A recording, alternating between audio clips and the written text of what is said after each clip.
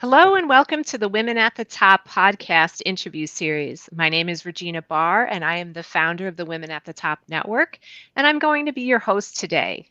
I'm so excited. Joining me today is author Sheryl Green, and I have to just hold up a copy of her book, which I just love. I know the black and white is not coming through very clearly, and I also have some sticky notes in there. But Sheryl has a master's degree in forensic psychology. That's a little bit scary, Sheryl, but I love how that sounds, forensic psychology. And she's the author of 7 books.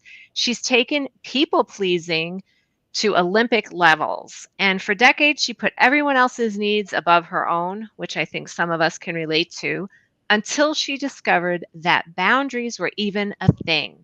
Now she works with individuals and organizations to establish the healthy boundaries that we all need to improve relationships, communication, and well being.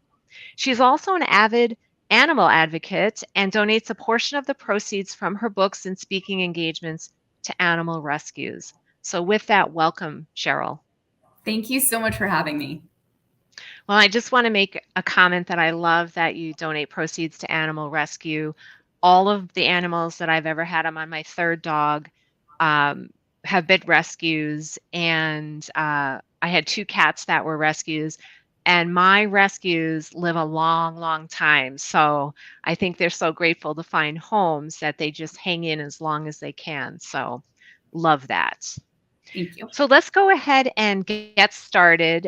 I always like to get the backstory on the book, so I'm just going to hold it up again. So hopefully, I know for some reason black and white doesn't always translate levels well when we're recording, but it sounds like you had a defining moment in your life. So what's the scoop behind this book? Tell us more.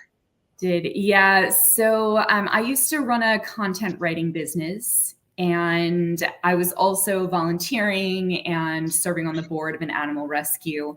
And I started working part-time for them. I was paid part-time, let's put it that way. And when COVID hit, overnight, as many business owners experienced, my clients all disappeared. Just everybody canceled, put off their packages. It was just a mass exodus as everybody was dealing with their fear. Totally can relate. Seriously. So I'm with you. Totally can relate. So I went full time at the rescue. Only problem in the very beginning, we never renegotiated my salary. It was just, well, here's your hourly rate for part-time and double it. So now we're at 40 hours a week instead of 20. But if you've ever worked with a nonprofit, full-time is not 40 hours a week. It's 60 to 80 hours a week. And I was having trouble making bills. So when my clients started coming back, I took them. I took all of them. I took new ones. And at the same time, I'm also starting to take more care of my parents. They're getting older. They're having health issues. They're having, mental issues, and I'm having to step in for them. And then I'm still, serving on other boards, volunteering in other organizations. And it just got to be too much. But I didn't know what was happening. I knew that I'm normally very emotional. My friends laugh at me all the time because I cry quite a bit. But during this period, and this is about 2.5 years ago, I started crying constantly. Could not get a sentence out without the tears. And I started falling behind in everything. I wasn't serving my clients well. I wasn't serving the rescue well. I wasn't helping my parents to the degree I wanted to. But it just kind of got worse and got worse and got worse. And one day, the resentment had built and the depression had built and all the embarrassment and the shame. And I started driving down the road. I was running an errand for the rescue, and I saw those oncoming headlights.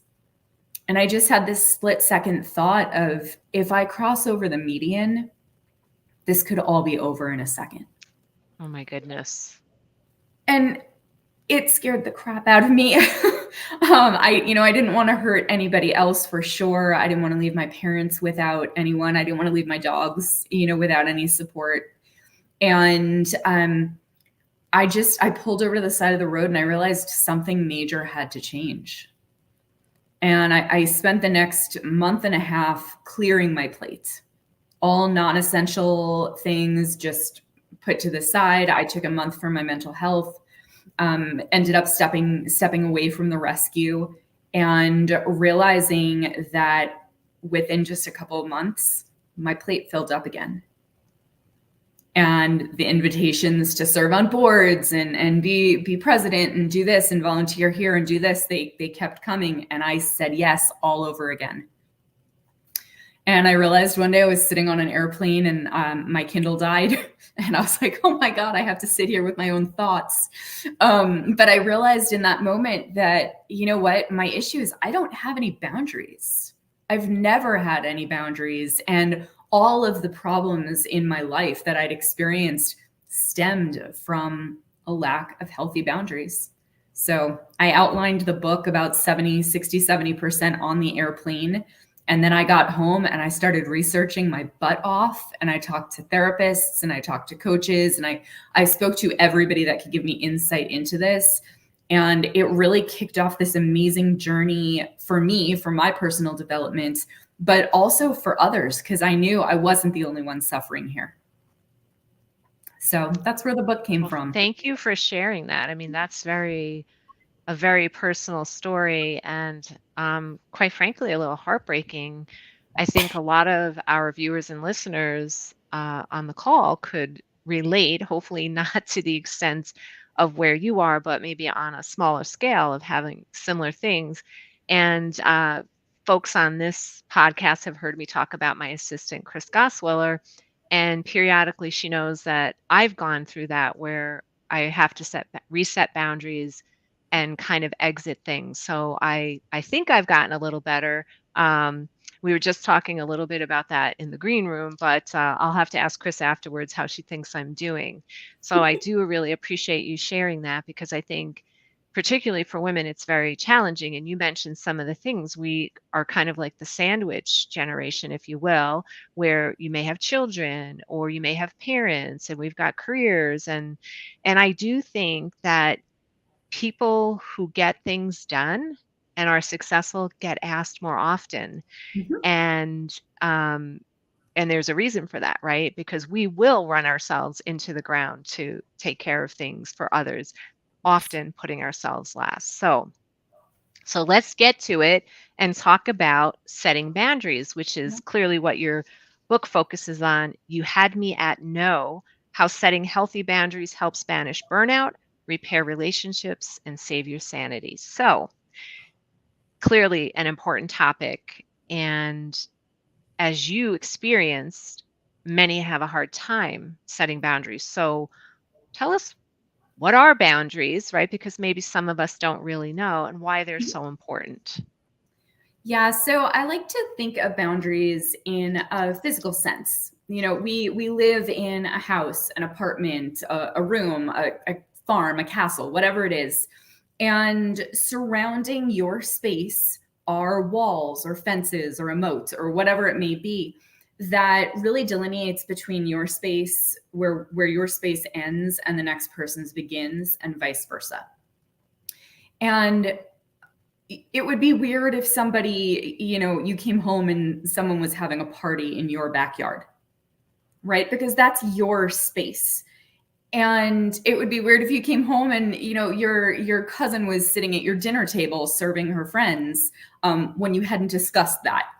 It's how your space gets treated when it comes to physical boundaries. But in essence, boundaries for us are how we allow the world to treat us, what we tolerate, and how we allow others to treat ourselves, and by extension, our stuff. So our material possessions. And I created my own category here with family, because really, how do you allow people to treat your family, your kids, your parents, your spouse, your dogs, your cats? So boundaries are really what we tolerate and what our expectations are for other people, and vice versa. So tell us, why are they so important? Oof, because Because there are two types of unhealthy boundaries, and one of them is going to be our our boundaries are too hard, they're too rigid, and so we protect ourselves, but we don't connect with other people. On the other side of that are our people pleasers. And we're really good at connecting, but we're not so good at protecting ourselves. And when you've got this this danger on either side, you are experiencing overwhelm. Okay, you're either afraid to ask other people for help, or you are giving everybody help with their stuff to the point where you're not taking care of yourself.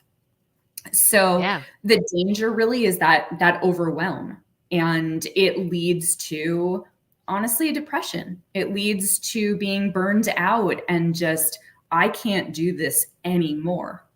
And there's shame that goes with it. You know I felt really bad about myself, that here I am, I've got these parents that I love, I've got these animals that I love, I've got this cause that I love. And I was resentful of every demand on my time. Every request was a demand on my time. So you've got this like underlying shame that's coming through. And really, you just get to the point where you're done. Mm-hmm. So boundaries help us protect against that. The proverbial breaking point, right? Where you just, and it's interesting when I get to that point, literally the words I will say out loud is, I'm so done with this. Yeah. I'm just so done with this. So it's just, even to say that, it's like intuitively our brain or our bodies know exactly what we're trying to convey. Yes. So I want to talk, most of our audience are women who are professional women. And I think most of us can admit that women really have a hard time saying no when we really don't want to do something, right? For a lot of reasons, I think we are culturalized that way. I'll be honest, myself included, my instinct is to say yes, even though my brain is saying, don't do it, don't do it, don't do it. And I came up with a strategy for myself where I say no with a twist. So I try to say, to get a lot of information, where I'll say, oh, I get board requests. Well, what exactly are you looking for? What skill sets do you need? What are your goals? And if they don't align with mine, then I'm preparing myself to say no, but I will usually say, that's not really a good fit with me, and it's not aligned with my goals are right now, but who might be interested in that? And I give them a name. So I say no with a twist. So that's my little technique. So I like it. Curious to know from your perspective, why do people have such a hard time speaking up for themselves? What's going on there? Yeah. So in addition to the forensic psychology, I actually studied anthropology as well.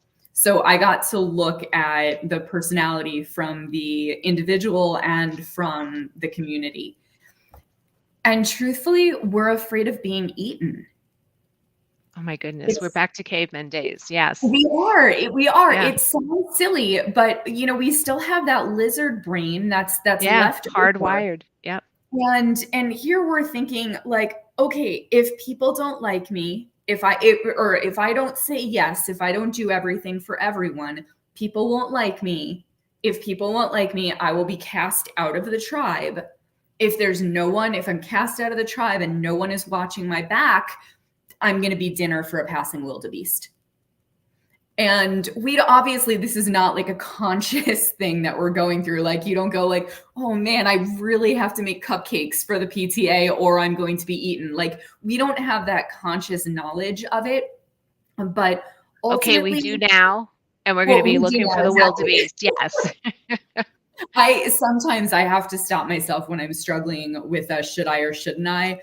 And I'll literally be like, okay, Sheryl, you're afraid of being eaten. Like, let's get past that. Like, any wildebeests? No, we're good. Like, let's go to a different part of the brain.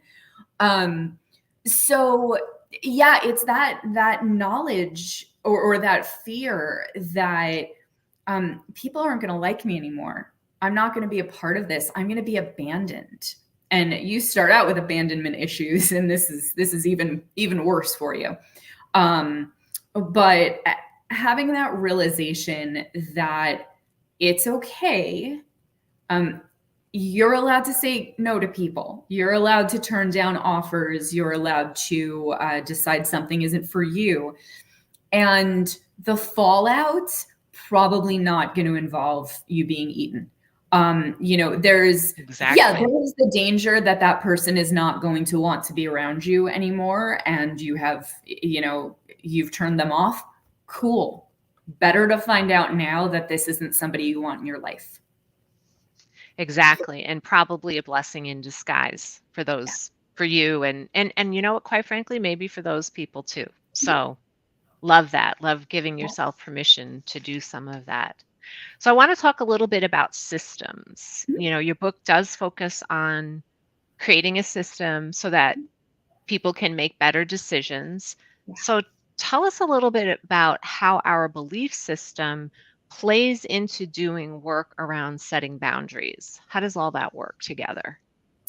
Yeah, so a lot of those internal beliefs that we are raised with, especially women, that our worthiness comes from what we do for others. That our lovability, is that a word? I'm going to go with it. I like it. Our lovability comes from really how we serve others, how sweet and kind and and just perfect and that we are for other people. And we kind of have to get out of that mindset before we can set a boundary.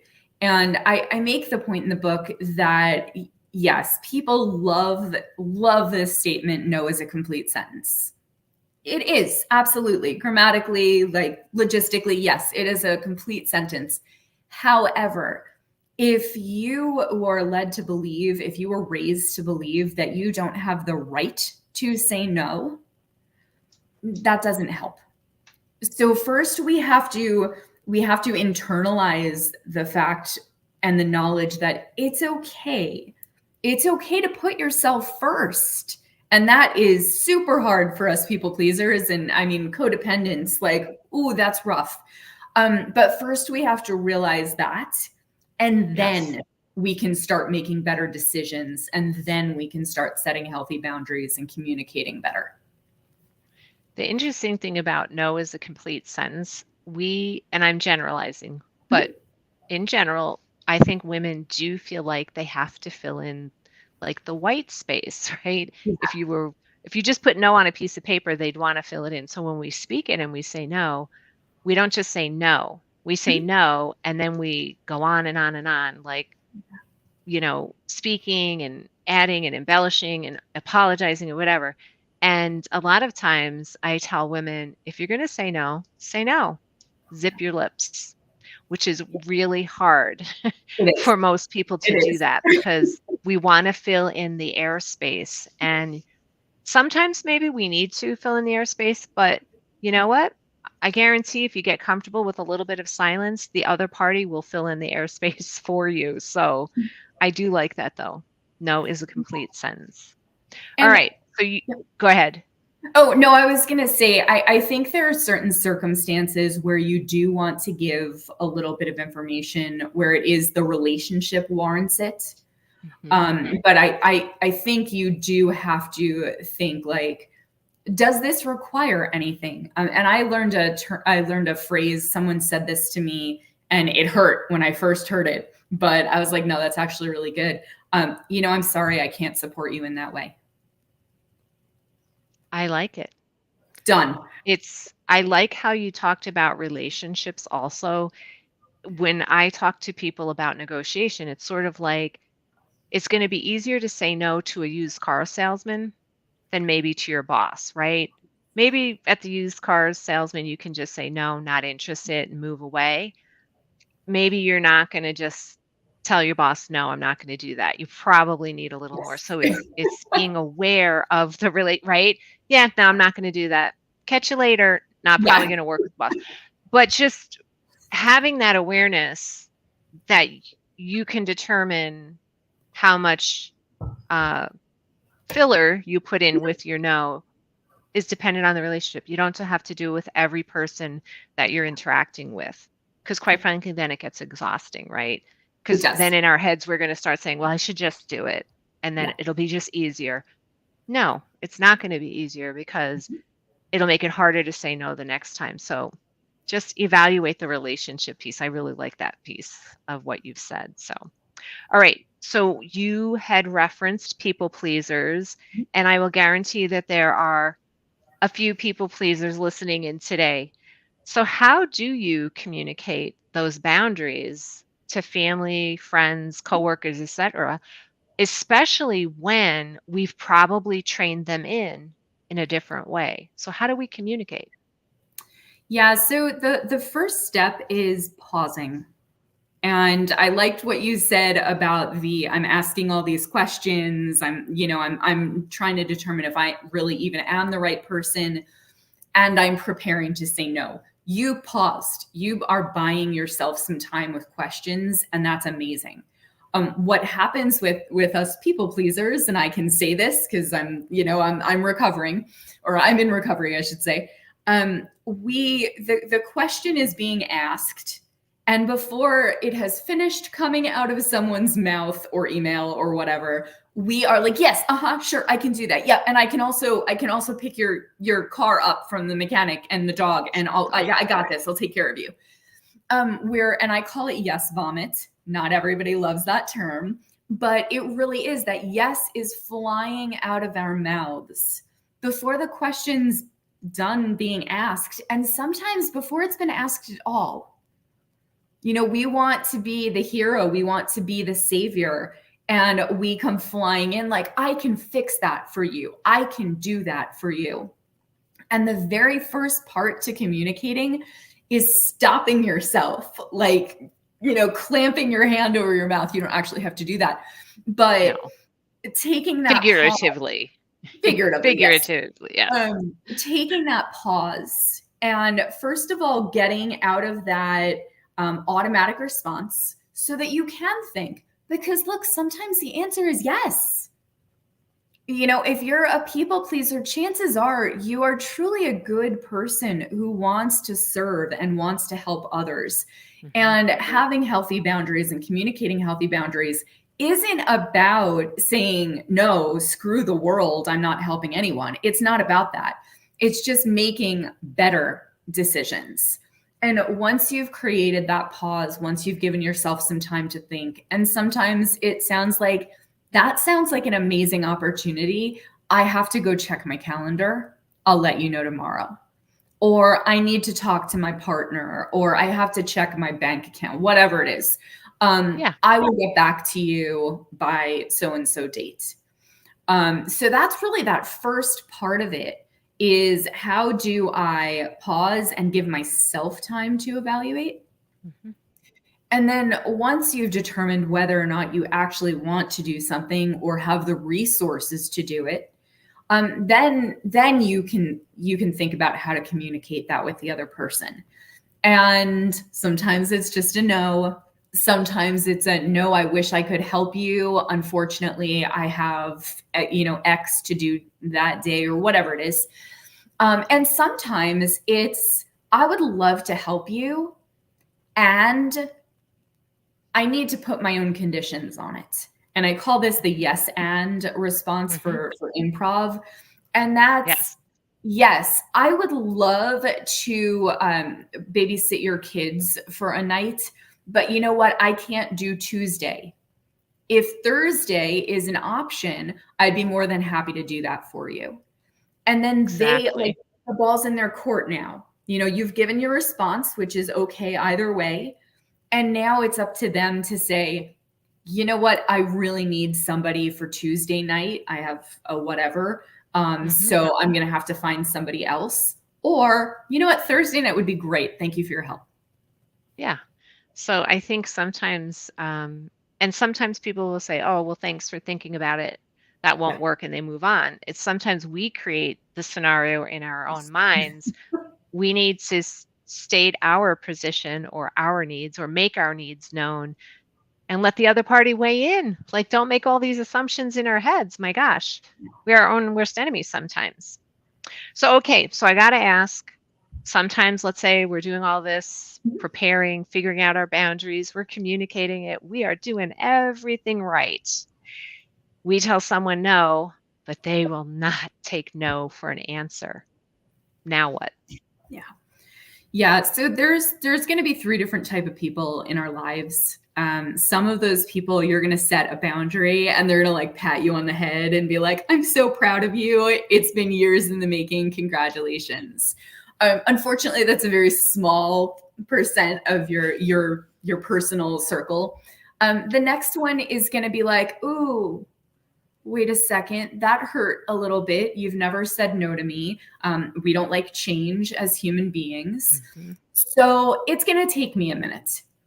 And maybe they're going to go and, lick their wounds and then they're going to come back, or maybe it's going to take them a little while, or they're going to turn around and go, yeah, you know what? I'll find somebody else or whatever it is. And that's cool too. And then there's that third type of person who I call them boundary busters, because they are going to do everything in their power to wear you down, to have you turn around and change your mind. They're going to manipulate you in every way that they can. And ultimately, they either don't deserve to be a part of your life or they don't deserve full access to you. And look, there are some people, most people are not ready to say goodbye to a parent. But often they are, huge boundary busters in our life, or a good friend or something like that. And you don't want to say goodbye, but you need to put a boundary up and say, this is the access that they get to me. This is what I share with them. This is what I'm willing to do with them. And the other people, they're just going to leave your life. You're not. And you got to be okay with that. Yeah, absolutely. It's healthier for you and ultimately for them. They may not know it right at that moment, but they will figure it out, hopefully. Yes. So it's hard to believe, but we are already winding down on our time, Sheryl. So if you had one piece of advice, if you could only share one thing or ask our listeners and viewers today to take one thing away about setting boundaries, what would that be? It's that you officially have permission. So we're recording this as 10:28 my time on May 15th. You're officially granted permission. You have the right to say no. It's the hardest hurdle to get over. And once you accept that, then the rest of the work begins and you can set healthy boundaries. Well, there you have it. You all have permission to say no. It's official. So with that, that's all we have time for today. And I do want to say thank you so much for being here with us today, Sheryl. And a big thank you to our viewers and listeners for joining us today. See you next time.